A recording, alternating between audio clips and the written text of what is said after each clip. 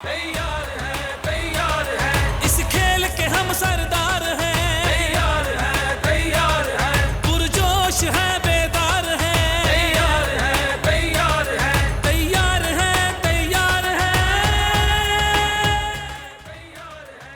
अस्सलाम वालेकुम नाज़रीन, welcome to Sunsilk World Cup Hungama presented by Panther tyres, powered by Sparx smartphones and brought to you by ज़मीन.com। हर पता हमें पता है। आज नाज़रीन मैच था इंग्लैंड वर्सेस नीदरलैंड और इंग्लैंड के लिए मैच जीतना बहुत अहम था, क्योंकि अगर चैंपियंस ट्रॉफी के लिए क्वालिफाई करना है तो गालिबन पहली जो 8 टीमें हैं चार्ट में पॉइंट्स टेबल पर वही क्वालिफाई कर सकेंगी और उसके लिए इंग्लैंड का ये मैच जीतना बहुत ज़रूरी था, क्योंकि ज़ाहिर है बड़ी अजीब सी बात हो जाती है अगर जो डिफेंडिंग चैंपियन है वर्ल्ड कप की, जो कि इस दफ़ा बिल्कुल अच्छा भी परफॉर्म नहीं किया, 8 में से अभी तक सिर्फ 2 मैचेस जीते हैं, 6 मैचेस ये हार गए हैं और अब अगला मैच जो इनका है वो पाकिस्तान के साथ है, जो कि पाकिस्तान के लिए अगर क्वालिफाई करना है सेमीफाइनल के लिए तो वो जीतना बहुत ज़रूरी है। इसी मैच पर बात करते हैं और कल का भी मैच बहुत इंपॉर्टेंट है, उस पर भी बात करेंगे। हमारे साथ हमारे पैनलिस्ट मौजूद हैं, एक्सपर्ट्स सलीम मलिक साहब और अब्दुल रऊफ साहब। सलीम भाई, आज का मैच ज़ाहिर है तवक्को भी ये की जा रही थी, लेकिन ऑब्वियसली नीदरलैंड ने हमेशा से हमने देखा है बाकी मैचेस में भी टफ टाइम दिया सारी टीमों को, बट आज 160 रन से जो है इंग्लैंड ने ज़ेर किया है नीदरलैंड को। आज ना हमारा एक बंदा जो था ना वो एक्सपेक्ट कर रहा था कि शायद मैक्सवेल की तरह की इनिंग होएगी वो जा नहीं रहा था। मैंने कहा आज नहीं है मैक्सवेल, चले जाओ घर। देखिए ये तो एक्सपेक्टेड था, देर आए, मगर ये है कि हमारे लिए ख़तरा हो रहा है कि जो प्लेयर उनके कुछ ऐसे प्लेयर थे जो फॉर्म में नहीं थे, जैसे स्टोक्स है, वो पिछले मैच में भी उसने 60 किया, अब 100 कर गया। अब नीचे मिलान तो वैसे प्लेयर अच्छा ही है, मगर ये है कि उनकी टीम हमारे मैच से पहले कुछ बेहतर करना शुरू हो गई है, जो मेरा ख्याल है हमारे लिए अच्छा नहीं है। अल्लाह करे कि हम इनको जीतें, हमारे खिलाफ इनकी फॉर्म वापस आ जानी चाहिए जो अच्छा। इस टूर्नामेंट में थी नहीं आ जानी चाहिए या नहीं आनी चाहिए? मैंने कहा जो उनकी पहले वाली इस टूर्नामेंट में थी वो आ जानी चाहिए, मगर ये है कि मैच अच्छा होगा, क्योंकि कुछ सुनने में आ रहा है वहाँ बारिश भी है, कोई न्यूजीलैंड के मैच में जो कल जो मैच होने जा रहा है उसके हवाले से हाँ बिल्कुल पेशगोई है कि बारिश हो सकती है और रोज़े और नमाजें शुरू कर दें कल। बिल्कुल सर, रोज़े 1 लाख पता जो है और वो फास्टिंग करेगा और बाकी नवाफिल तो अदा वैसे भी करते ही है ना सारे, जब नमाज पढ़ते हैं तो दुआ कर लिया करें जी कि पाकिस्तानी टीम जीत जाए, क्योंकि वैसे हालात से ठीक है। अच्छा सर, आज का जो मैच है पहले तो उसकी तरफ आए ना, इंग्लैंड वर्सेस नीदरलैंड। इंग्लैंड की आज आपने जो फॉर्म देखी है, जाहिर है Netherland was not easy to play इस पूरे टूर्नामेंट में थ्रू आउट, तो आज बड़ी एक मार्जिन से उन्होंने उनको शिकस्त दी है। लेकिन इसमें एक चीज़ देखने वाली है कि जो इनके मेजर बैट्समैन थे, जिनमें बरिस्टो हैं, उसके बाद ब्रुक्स हैं, हैरी ब्रुक, जो कि बड़े कंसिस्टेंट स्कोरर थे पिछले 2 साल से, और वर्ल्ड क्रिकेट में ब्रूक को बहुत ज़्यादा हाई रेट किया जा रहा था। उसके बाद रूट्स जो कि टेस्ट में और लिस्टे में बड़ा आउटस्टैंडिंग बैट्समैन थे।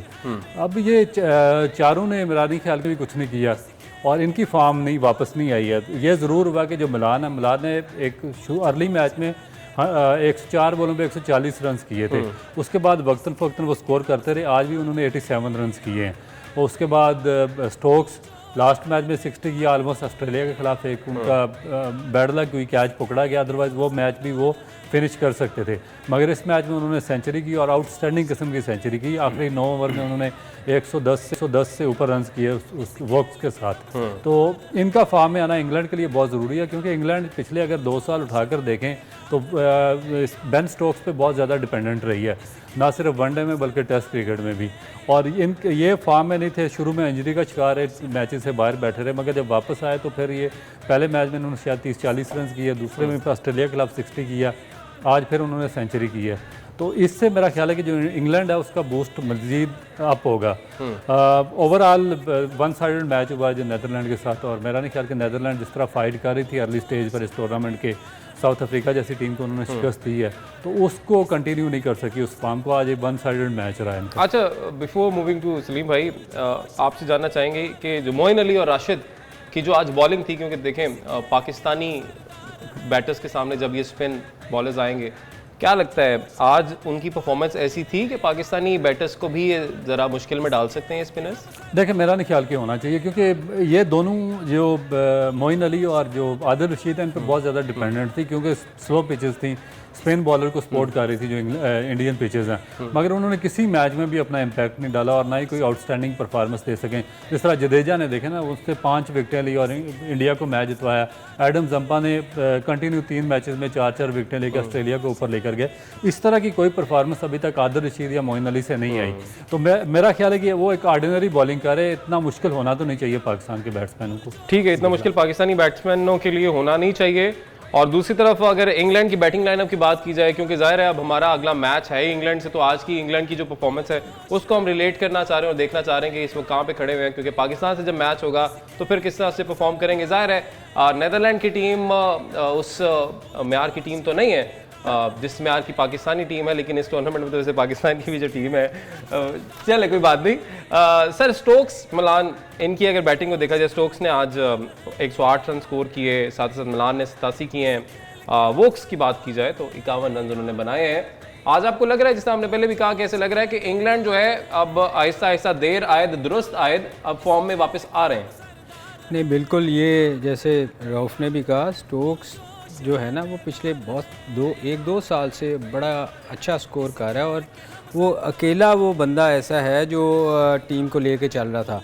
और चूँकि जैसे रऊफ ने कहा कि वो इस टूर्नामेंट में नहीं खेला और वो स्ट्रगल किया, मगर मुझे एक चीज़ का थोड़ा सा अफसोस भी है। मैं बड़ा लाइक करता हूँ इसको, रूट को। यार ये रूट बिल्कुल ही जो है ना रूठ गया है मतलब ये इतना अच्छा प्लेयर है, कंसिस्टेंट स्कोर करता रहा इंग्लैंड की तरफ से। और ये देखें, जब आप अच्छे बैट्समैन होते हैं ना, मैं क्योंकि इसको बड़ा अच्छा रेट करता हूँ, बड़ा अच्छा प्लेयर, ये उल्टी शॉटें मार रहा है जो मुझे समझ नहीं आ रही कि जब आपके पास सारी शॉटें हैं, ये वो प्लेयर मारते हैं जिनके पास शॉट्स की कमी हो ना, या एंड में आप चांस लेते हैं बॉलर को डिस्टर्ब करने के लिए, या जगह कम हो जैसे जैसे आज जगह कम है। मगर ये प्लेयर वो है जिसको 40 ओवर मिले थे, और एक अच्छे बैट्समैन के लिए फॉर्म में वापस आने के लिए इतने ओवर बहुत होते हैं। आप आराम से अगर वो खेलता तो मेरे ख्याल ये वन डाउन आते हैं, और ये टीम को ना टीम इंग्लैंड की टीम को इस टूर्नामेंट में जो अच्छा परफॉर्म नहीं कर सकी, इसका भी बड़ा कसूर है।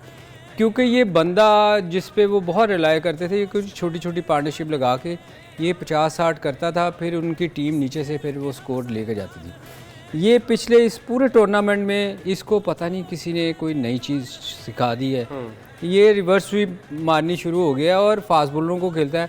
आज अगर आप देखें तो वो अजीब तरीके से बिटवीन वो दोनों टांगों बीच में से बोल्ड हुआ है, मतलब इसको कोई ज़रूरत नहीं है ना। तो ये जो आई डोंट नो, पाकिस्तान के खिलाफ अल्लाह करे ये ऐसे ही खेले ऐसे ही खेले, हमें तो फ़ायदा है कि ये ऐसी शॉटें खेले। मगर दूसरी तरफ आपने ना पूछा था स्पिनर का, अली का और राशिद का, ये देखें, ये दोनों ना आज भी अगर आप देखें इस जिसकी इतनी स्ट्रेंथ नहीं है बैटिंग की, उसमें भी उन्होंने 50-50 के करीब स्कोर दिया है।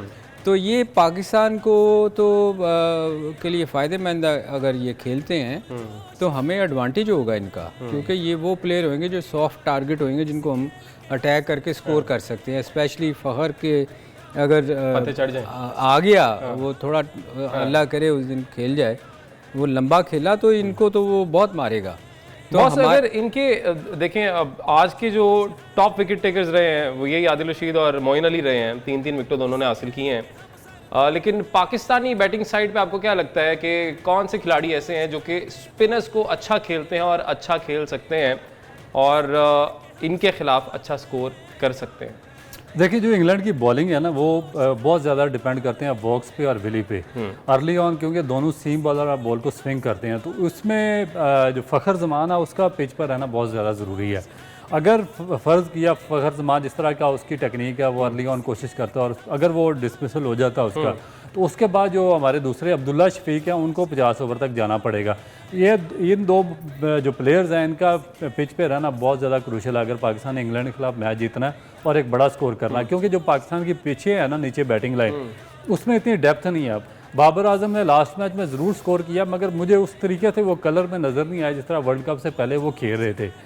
वो थोड़ा अच्छा, सा ये ऑफ वैसे, कलर है। हमें ना इस सवाल भी आपको याद होगा, एक कॉलर ने सवाल भी किया था, वक्त की कमी की वजह से हम इसको मजीद डिस्कस कर नहीं थे पाए। Babar Azam, I am a huge fan, सीधी सी बात है, पूरी दुनिया बाबर आजम को मानती है। और ये भी मैं आपको बता दूं कि बाबर आजम पे हल्की तनकीद हो जाए ना तो बाबर आर्मी भी बनी हुई है, वो भी आपकी तरफ आ जाती है। लेकिन सवाल देखें होने चाहिए, सवाल ये है कि जिस तरह से हम विराट कोहली से कंपैरिजन करते हैं ना बाबर आजम का, आप देखें कि विराट कोहली का मैच, इंडिया का मैच पाकिस्तान के साथ हो और किसी मैच में चले ना चले, प्रेशर के गेम में विराट कोहली ज़रूर चलता है और बाकियों में भी चलता है।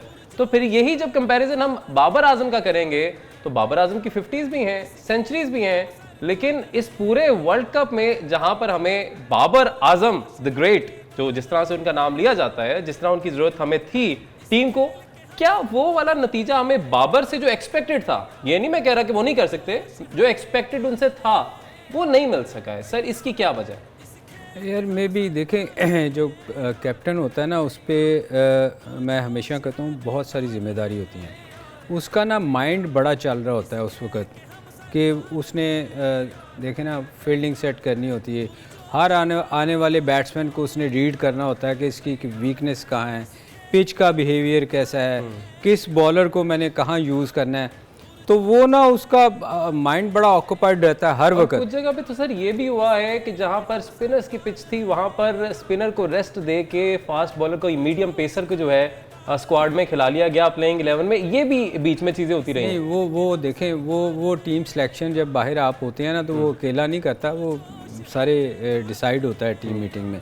वो मैं अंदर की बात कर रहा हूँ, जब आप फील्ड में होते हैं फिर कप्तान अकेला लड़ रहा होता देना चाहिए, या वो अपने सीनियर प्लेयर से पूछ रहा होता है, या वो आके गाइड करते हैं कई दफ़ा, तो उससे ना बड़ा फ़र्क पड़ता है आपकी बैटिंग पे। आपको याद होगा तेंदुलकर को कप्तानी दी गई थी और उसने सिर्फ इसलिए छोड़ी थी कि उससे स्कोर नहीं हो रहा था। तो मेरा ख्याल है ये कप्तानी एक बड़ा मुश्किल काम है और ये बाबर की मैं समझता हूँ हो सकता है कि उसकी परफॉर्मेंस अफेक्ट कर रही हो इससे, कि कप्तानी चूँकि मुश्किल काम है तो उसको सोचना चाहिए इस पे भी। और दूसरा उस दिन की जो आप बात कर रहे हैं कि वो तेज़ नहीं खेल सका, मेरे ख्याल अगर कल की आप इनिंग देखें उसकी 200 मैक्सवेल के सामने वाले ने तो 60 गेंदों में 10 किया था 70 गेंदों में। तो मतलब ये कहने का मेरा लेकिन बाबर आजम सामने वाले नहीं है ना सर, बाबर आजम इधर वाले है ना, उसने 66, हम कंपेयर तो इधर वाले से करते हैं ना। उसने 66 किया। उसकी रीज़न मैं आपको बताऊं कि फ़खर ने इतना डोमिनेट किया हुआ था कि उसने मौका ही नहीं दे रहा था, आपको ज़रूरत भी नहीं थी। नहीं सर, मैं आपको बताऊं, मैच की बात नहीं कर रहा ना, देखें मैं तो थ्रू द टूर्नामेंट की बात कर रहा हूं। नहीं वो देखें कई दफ़ा आपकी मैं डिफेंड कर रहा हूँ इस वक्त बाबू। नहीं बिल्कुल होना भी ऐसी चाहिए, आप जरूर करें। देखें कई दफ़ा ना होता है कि आपकी फॉर्म नहीं होती, आपको अच्छी बॉल पड़ जाती है, कई दफ़ा आप रन चेज कर रहे होते हैं, आपका पॉइंट वैलिड है, मैं उस तरफ आता हूँ, वो नहीं होता। सर मैं आपको बता दूं यहाँ पे कि जो मैं ये सवाल को लेकर कर रहा हूँ ना, ये as a fan of Babar Azam ये मैं सवाल कर रहा हूँ, क्योंकि एज अ फैन भी मैं थोड़ा सा रंजीदा हूं, क्योंकि मैं चाह रहा था कि भाई इधर विराट कोहली परफॉर्म करे, इधर हमारा बाबर आजम परफॉर्म करे, हम कहें कि हाँ जी अब आप जो कंपैरिजन करते हैं अब बताएं। लेकिन फिर जाहिर है जब दोनों की परफॉर्मेंस को इस वर्ल्ड कप में आमने सामने जब फिर कंपेयर किया जाएगा, फिर हम उस तरह से बड़े बड़े दावे शायद नहीं कर पाएंगे। और ब्रेक पे हमें जाना है जी, ब्रेक के बाद हम ये भी जरूर डिस्कस करेंगे कि क्या ये वजह जो परफॉर्मेंस पहले जैसी अब नहीं नजर आ रही, क्या इसकी एक बड़ी वजह वो बोझ है जिसका इन्होंने अभी जिक्र किया सलीम भाई ने, कि शायद कप्तानी की वजह से ये सारा बोझ जो है वो अंडर प्रेशर आ जाते हैं, उस तरह से फिर एज अ क्रिकेटर बैट्समैन भी परफॉर्म नहीं कर पा रहे हैं। तैयार है तैयार है। और इससे पहले कि हम बात करें कि बाबर आजम पे क्या प्रेशर है कि उस तरीके से वो विराट कोहली और ग्लेन मैक्सवेल टाइप इनिंग जो हम एक्सपेक्ट करते हैं उनसे हमें देखने को नहीं मिल रही है, और जिस तरह से उनके नाकदीन मोहम्मद आमिर वगैरह वगैरह उन पे तनकीद करते हैं कि जिस दिन वो उस तरह की कोई इनिंग खेलेंगे जिसमें वो वाकई टीम को जिताएंगे, मैच को लेकर चलेंगे एंड तक, तो हम उनके लिए भी ट्वीट कर देंगे। ये बयान अभी रिसेंटली मोहम्मद आमिर ने दिया था, क्योंकि उनसे पूछा गया था 49th सेंचुरी पे आपने विराट कोहली के लिए तो बड़ा ट्वीट किया जी, मुबारकबाद दे रहे हैं, बाबर आजम के लिए आपने कभी ट्वीट नहीं किया। तो उनका जवाब आगे से ये था कि जब बाबर आजम विराट की जैसी इनिंग खेलेंगे ना कि मैच जिताएंगे एंड तक लेके जाएंगे, जो कि इस टूर्नामेंट में हमने शायद उस तरह से नहीं देखा, हाँ फ़खर के साथ थे, तो तब मैं ट्वीट करूंगा। तो ये एक ज़ाहिर है इस पर कॉन्ट्रोवर्सी बहुत चली, कोई उनके फैंस आ गए, कुछ उनके फैंस आ गए, इस पे आते हैं। मगर उससे पहले पॉइंट्स टेबल बहुत ज़रूरी है जी। तो मैं चाहूँगा हम अपनी स्क्रीन पर अगर अपने नाज़रीन को पॉइंट्स टेबल भी दिखा दें, क्योंकि इस वक्त सूरत हाल ये कि कल का जो मैच है वो है जी श्रीलंका वर्सेस न्यूजीलैंड, और न्यूजीलैंड और श्रीलंका के मैच में अभी कहा यह जा रहा है कि जी बारिश का भी इम्कान है। तो अभी आप देखें जी स्क्रीन पे आपके पॉइंट्स टेबल है, और पॉइंट्स टेबल के मुताबिक इंडिया टॉप पे है 16 पॉइंट्स के साथ, साउथ अफ्रीका दूसरे नंबर पर 12 पॉइंट्स, ऑस्ट्रेलिया तीसरे नंबर पर 12 पॉइंट्स, और ये वो 3 टीमें हैं जिनके आगे आपको क्यू लिखा नजर आ रहा है, यानी ये क्वालिफाई कर चुकी हैं। एक टीम बाकी है जिसने क्वालिफाई करना है, उसका मैच गालिबन इंडिया के साथ ही होगा, क्योंकि साउथ अफ्रीका ऑस्ट्रेलिया का मैच तो फाइनल हो गया, और इंडिया के साथ अब किसका मैच होगा ये अब फैसला होना बाकी है। वो मैच हो सकता है एक न्यूजीलैंड के साथ, अफगानिस्तान के साथ एंड पाकिस्तान के साथ। तो हमारी दुआएं यही हैं कि पाकिस्तान के साथ ये मैच हो जाए, मगर जो पॉइंट्स टेबल हमें बता रहे हैं कल के मैच में अगर न्यूजीलैंड जीत जाता है तो बहुत मसला हो जाएगा। मसला इसलिए हो जाएगा क्योंकि फिर पाकिस्तान को इंग्लैंड के खिलाफ 100+ रन्स की लीड से जीतना पड़ेगा। अगर आपने रन रेट को देखते हुए फिर आपने ज़ाहिर जीतना है।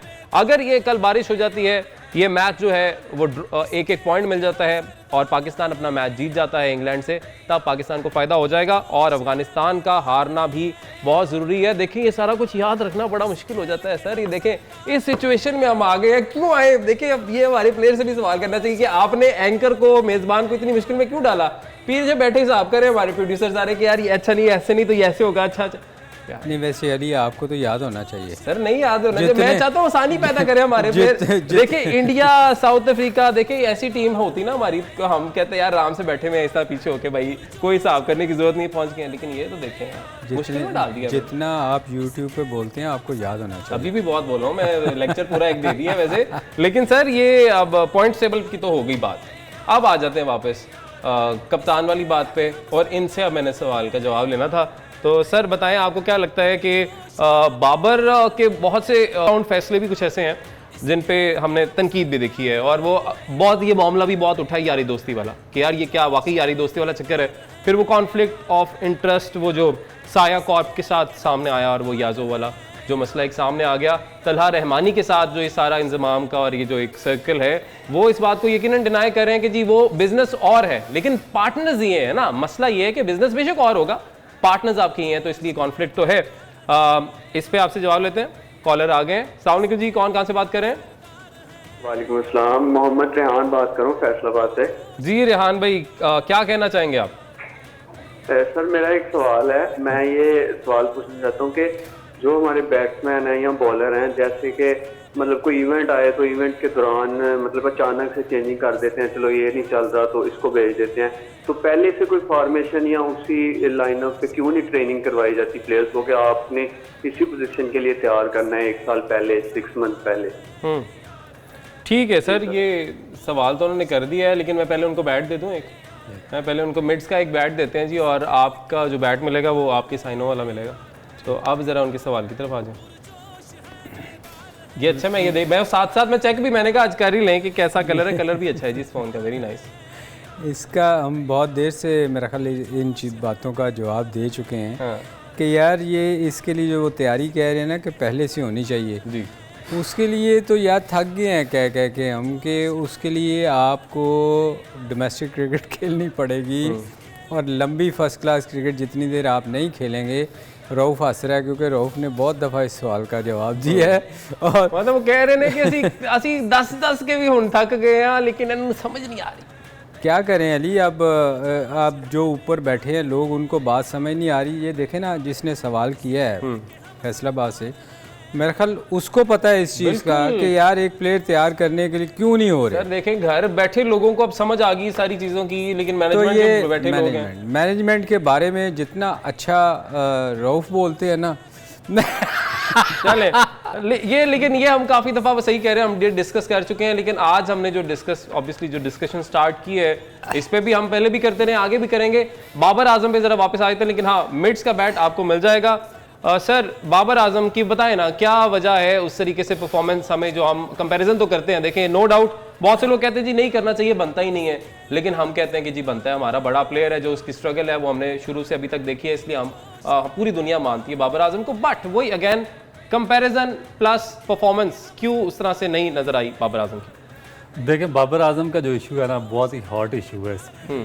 पाकिस्तान में स्पेशली बना हुआ है। इसमें दो पार्टी हैं। एक पार्टी कहती है कि बाबर आजम, नो डाउट उसकी जो एबिलिटी या प्लेइंग एबिलिटी, उस पर तो किसी को डाउट नहीं है, वो ग्रेटेस्ट बैट्समैन है और बहुत बड़ी एक जो जनरेशन है उसका रोल मॉडल है, वो इंस्पायर करता है उनको। तो एक तो कहते हैं कि उससे बड़ा सुपर कैप्टन कोई नहीं है, वो अच्छा, एज अ कैप्टन भी तारीफें करते हैं, वो उसके बारे में कोई बात सुनना ही नहीं चाहते। नहीं, मैं एज अ प्लेयर उनका मोहतरम, मैं आपको बता रहा हूँ, दो पार्टीज है जी।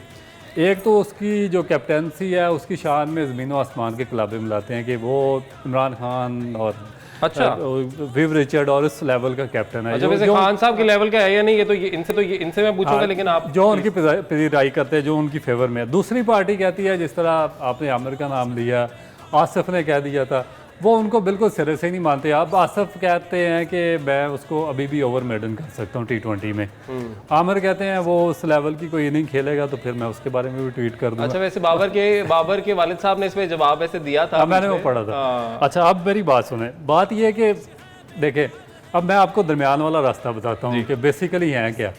बेसिकली वो आउटस्टैंडिंग किस्म के बैट्समैन है, टेक्निकली इस वक्त one of the finest batsman. उसको ना सिर्फ पाकिस्तान यानी का उनकी टेक्निक को देखा जाएगा, वर्ल्ड क्रिकेट में उससे बेस्ट बैट्समैन कोई नहीं है इस वक्त। अच्छा, जब यानी आप कह रहे हैं वर्ल्ड क्रिकेट में उससे बेस्ट टेक्निक वाइज बैट्समैन नहीं है। अच्छा, हम लकी इसलिए हैं पाकिस्तान में क्योंकि जो पाकिस्तान में T20 क्रिकेट की बहुतात है ना, उससे जो बच्चों की, यंग बच्चों की टेक्निक बहुत ज़्यादा उसने शैटर कर दी है। हर बंदा कोशिश करता है वो मैक्सवेल की तरह उल्टी शॉट मारे, कोई शाहिद अफरीदी की तरह स्टैंड में छक्के मारे बगैर फुटवर्क, हाँ, कोई किसी की तरह किस तरह खेले। मगर बाबर आजम जब टेक्निकली अच्छा खेलता ना, तो आजकल अगर आप नेट पे जाएं या क्लब में जाएं तो बहुत सारे बच्चे उसको रोल मॉडल समझ के उसी की टेक्निक से खेलने की प्रॉपरली कोशिश करते हैं। और ये बहुत अच्छी चीज़ है कि एक बहुत बड़ी जनरेशन उसको फॉलो करती है और टेक्स्ट बुक क्रिकेट खेलना चाहती है। ये एक अच्छा पॉइंट है। दूसरी चीज़ अब आ जाते हैं उसकी कैप्टनसी पे। हाँ, ठीक है। कैप्टनसी देखें कि ज़रूरी नहीं है कि जो अच्छा प्लेयर है वो बहुत बड़ा कैप्टन बन जाए। इसकी बड़ी एग्जांपल ज़हीर अब्बास साहब थे, कभी वो एशियन ब्रेडमैन 100 सेंचुरियाँ की हुई, इंग्लैंड में उनके नाम पे रोड्स हैं, मगर वो कभी भी अच्छे कैप्टन साबित नहीं हो सकते। मेरे फेवरेट सईद अनवर हैं। मेरे ख्याल में मैं उनको सबसे ज़्यादा एडमायर करता हूँ और पाकिस्तान में आज शुरू से आज तक मेरे फेवरेट वही बैट्समैन रहे हैं, मगर वो कभी भी अच्छे कैप्टन साबित नहीं हो सके। मोहम्मद यूसुफ, उन्होंने 10,000 रन किए हुए हैं, बिल्कुल वो उनको कैप्टनसी की अलग बेका नहीं पता था। उसके बाद आप राहुल द्रविड़, आउटस्टैंडिंग कोच हैं, आउटस्टैंडिंग क्रिकेटर हैं, मगर कभी अच्छे कैप्टन साबित नहीं हुए। विराट कोहली देख लें, संगाकारा जो ICC में उन्होंने इतना बड़ा ओहदा दिया हुआ, वो भी अच्छे कैप्टन साबित नहीं हुए। इसलिए ये चीज़ पाकिस्तान के जो लोग हैं उनको दिमाग में डालनी चाहिए। ज़रूरी नहीं कि आप बहुत अच्छे बैट्समैन हैं तो आप हर काम अच्छा कर लेंगे, आप कैप्टन भी बहुत अच्छे बन जाएंगे। बाबर आजम किसी सूरत भी आप उनको अच्छा कैप्टन नहीं कह सकते, क्योंकि जो उनके डिसीजन है, पाकिस्तान क्रिकेट बोर्ड ने उनको बहुत लंबा टाइम दिया हुआ है, काफ़ी अरसे से उनको रिटेन किया हुआ, तीनों फॉर्मेट दिए हुए हैं, मगर वो 1% भी अभी तक वो अपने आप में इम्प्रूवमेंट नहीं ला सके। 1% भी आपको लगता है कि Babar Azam as a captain अपने आप में इम्प्रूवमेंट नहीं ला सके, बहुत लंबा उनको टाइम दिया गया। दूसरी तरफ एक एग्जाम्पल हमारा विराट कोहली की भी है। जब वो कैप्टन बने थे तो टीम भी उस तरह से परफॉर्म नहीं थी कर रही, खुद भी नहीं थे कर पा रहे, लेकिन अब कैप्टन नहीं है। लेकिन अब आप उनकी परफॉर्मेंस देखें कि अब वो किस तरह से विराट कोहली परफॉर्म करें, और ब्रांड अभी भी वो हैं, कोई बदली कोई चीज़ नहीं है। तो हमारे साथ एक कॉलर है जी, उनसे ज़रा बात कर लेते हैं। अस्सलाम वालेकुम जी। हाँ जी, वालेकुम सलाम जी, कौन कहाँ से बात कर रहे हैं? आप कैसे हैं सर? जी बिल्कुल ठीक ठाक, क्या कहना चाहेंगे जी? अच्छा, मैं सर इसी चीज़ पे मेरा भी फोकस यही था कि जैसे अभी इन्होंने मैक्सवेल की बात की, उसने क्या हम बार बार हम उसकी इनिंग्स देख रहे हैं और बार बार दिल करता है वो बार बार देखें, और साथ उसके साथ एक बंदा खड़ा जो उनका कैप्टन है, वो 11 ओवर वो अकेला ही बंदा खेल गया 12 स्कोर के ऊपर। तो वो एक बॉलर था, तो इतना स्ट्रॉन्ग उनका मेंटल लेवल के हम बड़े आराम से इस चीज़ को चेज कर देंगे। कैसे उनके अंदर डेवलपमेंट हुआ, ये कैसे उनको छिड़क गया, कहीं ऐसे लगे ही नहीं कि वो ये मैच हारते हैं या उसको कोई प्रॉब्लम है। तो ये जो नफ्सियाती तौर से इनकी प्रिपरेशन होती है, इनकी कोशिश की, ये क्या इसके ऊपर रोशनी डालें? ठीक है जी, नफ्सियाती तौर पे सर मेंटली कोई बाकायदा ट्रेनिंग होती है इस चीज़ की? देखें, आप अगर कंपेयर करें विराट को हम किसी भी दुनिया के प्लेयर के साथ, विराट हमेशा बहुत सारे मैचों में आपने देखा हो अंडर प्रेशर आया है। ये चीज़ होती है अपने पे कॉन्फिडेंस की कि मैं कर सकता हूँ। वो आके स्लो भी खेलता है, जैसे बाबर पे इल्ज़ाम लगते हैं कि जी आके स्लो खेलता है कि अपने लिए खेलता है। लोग कहते हैं, बहुत सारे लोग, मैं भी कई दफ़ा T20 में ऐसा हो जाता है, मगर विराट को अपने पे इतना कॉन्फिडेंस होता है कि मैंने अगर 10 की एवरेज भी गई ना तो मैंने चेज़ कर जानी है। इसी तरह जो इन्होंने ऑस्ट्रेलिया कैप्टन की बात की, उसको पूरा कॉन्फिडेंस था उस पर, क्योंकि मैक्सवेल एक ऐसा प्लेयर है वो जो रोक ही नहीं सकता। कल तो खैर उसको मौका ऐसा बन गया था सिचुएशन कि 3 कैच भी गिरे उसके, उसको एक साइड पे रख दें, पर मगर उसके अलावा भी अगर आप उसकी इनिंग्स देखें, उससे पिछला वाला 100 देख लें, इस मैच से पिछले वाला 100 देखें, उसने 60 गेंदों में 100 कर दिया था। तो वो तो कोई विकेटें नहीं गिरी, को खेलते ही ऐसे है। तो बात ये है कि उसके कैप्टन को पता था कि मैं नहीं कर सकता ये स्कोर, अगर मैंने हिट मारी और सामने से विकेटें गिर गई तो ये मैक्सवेल सामने ही खड़ा रह जाएगा, तो स्कोर नहीं हो सकेगा। इसलिए उसने कोशिश ये की थी कि यार एक बंदे की शॉटें लग रही हैं तो मेरी सामने से विकेट नहीं जानी चाहिए। आप देखें उसने सिंगल भी नहीं करता था, एक टाइम आया कि उसने सिंगल भी नहीं ली। उसकी रीज़न ये थी कि उसको पता था कि ये मैक्सवेल कर सकता है, मैं नहीं कर सकूँगा। तो ये एक देखे ना, ये एक होती है अच्छे कप्तान की निशानी, जो हम अभी रऊफ बात कर रहे थे, और कि उसको अपने प्लेयर पे इतना कॉन्फिडेंस था कि यार मैं सामने से आउट नहीं होना। हाँ, वो ज़रूर चांस लेता, उस वक्त लेता अगर मैक्सवेल आउट होता, क्योंकि वो इतना बुरा प्लेयर नहीं है, वो बड़ी अच्छी इनिंग्स खेलता है। मगर उसको जैसे फ़खर की हम बात करते हैं ना, उस दिन आप कह रहे थे कि जी फ़खर ने बहुत तेज़ खेला, बाबर क्यों स्लो खेले। मैं आपको बताऊं, आपकी विकेट गिरती तो आपका रन रेट गिर जाना था एकदम। तो इसलिए वो चांस ठीक ले रहा था कि उसने स्लो खेला। देखें ये जो इनका क्वेश्चन है ना, अपने प्लेयर पे कॉन्फिडेंस होना चाहिए, तो वो उसको था। ठीक है, अपने प्लेयर पे कॉन्फिडेंस होना चाहिए। उस दिन हमने वही कॉन्फिडेंस देखा, और वही उन्होंने बात की कि फ़खर और बाबर की जो पार्टनरशिप लगी, वो भी कुछ इसी चीज़ का मुजाहरा हमें उस दिन देखने को मिला। तैयार है, तैयार है। अब ज़रा बात कर लेते हैं कल के मैच के हवाले से, जो कि श्रीलंका और न्यूजीलैंड के दरमियान है। और ये मैच जो है हम तो यही चाहते हैं कि जी न्यूजीलैंड किसी सूरत ना जीते, श्रीलंका बेशक जीत जाए, क्योंकि उसका फ़ायदा जो है पाकिस्तान को होगा। अदरवाइज़ इंग्लैंड से जो पाकिस्तान का मैच है वो बड़े ज़्यादा मार्जिन से पाकिस्तान को जीतना पड़ेगा। लेकिन क्या पाकिस्तान ज़्यादा मार्जिन से 100+ रन के मार्जिन से इंग्लैंड को हरा सकता है या नहीं हरा सकता, ये भी यकीनी तौर पर एक सवालिया निशान तो है। अब बारिश का भी इम्कान यहाँ पर ज़ाहिर किया जा रहा है। श्रीलंका की जो हमने लास्ट गेम देखी, गुस्सा तो बहुत है इस वक्त श्रीलंका को है बांग्लादेश के ऊपर, लेकिन ये ना हो कि वो गुस्सा जो है न्यूजीलैंड पर निकल जाए। उनकी टीम कैपेबल तो है इस चीज़ की कि हरा सके न्यूजीलैंड को। बिल्कुल है, क्योंकि अगर आप बड़े स्कोर देखिए इस टूर्नामेंट में तो श्रीलंकन टीम ने बड़ा स्कोर किया हुआ। साउथ अफ्रीका के खिलाफ 328 उन्होंने किया चेज़ में, और पाकिस्तान के खिलाफ 345 रन श्रीलंका ने किए। उसके अलावा भी इस टूर्नामेंट में बड़े बड़े स्कोर करते रहे, और उनके जो कुशाल मेंडस हैं वो बहुत ही वो ख़तरनाक प्लेयर हैं, किसी टाइम भी वो मैच का नक्शा चेंज कर देते हैं। और दूसरा जो सबसे इम्पोर्टेंट ये है श्रीलंका के लिए कि उनको सुपर 8 में आना है चैम्पियन ट्रॉफी के लिए। और इससे भी इम्पोर्टेंट ये है कि उनका जो क्रिकेट बोर्ड पूरा चेंज हो चुका है। अगर ये वापस जाएंगे इस पोजीशन में होंगे कि ये वर्ल्ड कप से भी आउट और चैम्पियन ट्रॉफी से भी आउट होकर वापस जाएंगे, तो मेरा ख्याल है कि जो उनके एक्टिंग चेयरमैन बनाए उन्होंने अर्जुना रणतुंगा, वो इनके खिलाफ सख्त एक्शन लेंगे, और मेरा ख्याल है कि काफ़ी वो टीम भी चेंज कर सकते हैं। तो इन पर डबल प्रेशर है, परफॉर्मेंस का भी है, चैम्पियन ट्रॉफी में इन होने का भी है, वर्ल्ड कप में थोड़ा सा अपना स्टेक मजबूत करने का भी है, 5 टेबल बेहतर करने का भी है, वापस जाके कोई अपनी कौम को या अपने चेयरमैन को कुछ अपना चेहरा दिखाने का भी है। तो इन पे मेरा ख्याल है कि एक्सट्रीम लेवल का एक प्रेशर। रऊफ राणा टुंगा ने इनके चेहरे नहीं देखने, उसने जो देखो बोर्ड चेंज हो गया है और उन्होंने टीम चेंज करनी है। मतलब टीम में चेंजेस आएंगी, ये नहीं होएगा कि सारी टीम चेंज कर दें, मगर ऑब्वियसली खुश नहीं है। क्रिकेट बोर्ड चेंज हुआ है, उनकी टीम सेलेक्ट की हुई है जो पहला क्रिकेट बोर्ड होगा जो भी था। तो राणा टुंगा में इतनी सेंस है कि जो उसके साथ मैं क्रिकेट खेला हूँ, बहुत अच्छा कप्तान था, बहुत अच्छा लीडर था, तो वो ज़रूर उसके आने से श्रीलंका को फ़र्क पड़ेगा। और जहाँ तक ये कल के मैच की बात कर रहे हैं, तो ये देखें न्यूजीलैंड भी स्ट्रगल कर रहा है। न्यूजीलैंड ने भी कोई इतना अच्छा पिछले जितने भी मैचेस हुए ना, उसने इतना अच्छा परफॉर्म नहीं किया। मगर अगर आप श्रीलंका पे की तरफ जाएं तो वो गुस्सा उनको ज़रूर बांग्लादेश पे है, पर वो भी अच्छा नहीं खेल रहे।